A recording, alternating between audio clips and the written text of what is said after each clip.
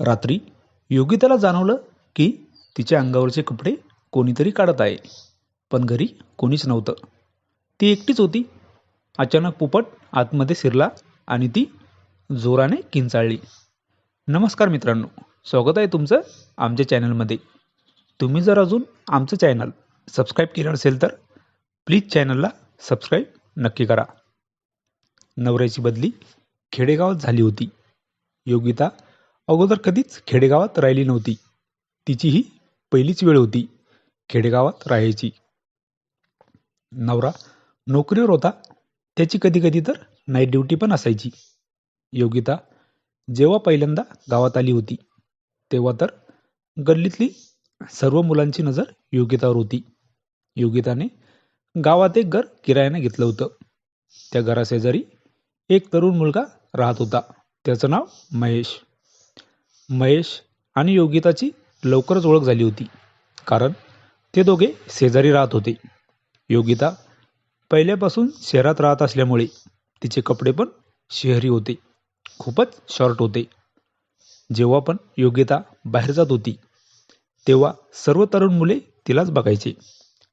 योगिताला पण आता सर्व समजलं होतं की मुले तिलाच बघतात. महेश आता योगिताच्या घरी जात होता. योगिता महेशला म्हणाली, तुमच्या गावातील मुले तर खूपच वाईट आहेत. महेश म्हणाला, कसं काय? योगिता म्हणाली, मी जेव्हा पण गल्लीतून जाते तेव्हा सर्व माझ्याकडे वाईट नजरेने बघत असतात. महेश म्हणाला, तुम्ही कपडे तसे घालता ना त्यामुळे. योगिता महेशला म्हणाली, तू तर माझ्या किती जवळ राहतो, तू कधी मला तसं वाईट नजरेनं नाही बघितलं कधी. मला तुझ्यावर विश्वास आहे. योगिता आता महेशला सोबत घेऊन जात होती.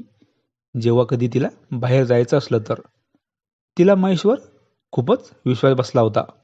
जेव्हा पण महेश योगिताच्या घरी यायचा, योगिता त्याच्या पुढे कसल्याही कपड्यावर असायची. योगिताच्या नवऱ्याची आता नाईटला ड्युटी लागली होती. तिचा नवरा रात्री 10 वाजेला घरून गेला. आता घरी फक्त योगिता होती. तिने कपडे बदलले आणि ती बेडरूममध्ये जाऊन झोपली. तिला चांगलीच झोप लागली होती. नंतर तिला असं जाणवलं की तिच्या अंगावरून कोणीतरी हात फिरवत आहे आणि तिचे कपडे काढत आहे. पण ती झोपेत होती, त्यामुळे तिला काहीच समजलं नाही. योगिताचे पाय आपोआप बाजूला झाले होते. तिला झोपेत काहीच समजलं नव्हतं. नंतर अचानक पोपट आतमध्ये शिरला आणि ती जोराने किंचाळली. तिने डोळे उघडले. तिच्यासमोर कोणीतरी तोंडाला मास्क लावून होतं. तिने बाजूला जायचा खूप प्रयत्न केला, पण त्याने तिला खूप घट्ट पकडलेलं होतं. योगिताला काहीच सुचेना की काय करावं. तोंडाला मास्क लावून आलेला तो कोण होता तिला काहीच माहिती नव्हतं. तो ज्या कामासाठी आला होता त्याचं काम झालं आणि तो लगेच तिथून पळून गेला. योगिताला तर नंतर झोपच आली नाही. सकाळी नवऱ्याला पण तिने काही सांगितलं नाही, कारण ती गोष्ट सांगण्यासारखी नव्हती. रात्री जे घडलं ते योगिताच्या डोक्यातून जात नव्हतं. तिने महेशला बोलवलं आणि महेशला ती सांगणारच होती रात्रीचं घडलेलं. पण तिला आठवलं की रात्री जो मास्कवाला होता त्याच्या गळ्यात पण तशीच चेन होती जशी महेशच्या गळ्यात होती. योगिताने कधी स्वप्नात पण असा विचार केला नव्हता की महेश तिच्यासोबत असं काही करेल. तिने आता महेश सोबत बोलणं बंद केलं. योगिताने आता ते घर सुद्धा बदललं होतं आणि ती दुसरीकडे किरायाने घर घेतलं. ही कथा पूर्णपणे काल्पनिक असून वास्तविक जीवनाशी काहीही संबंध नाही.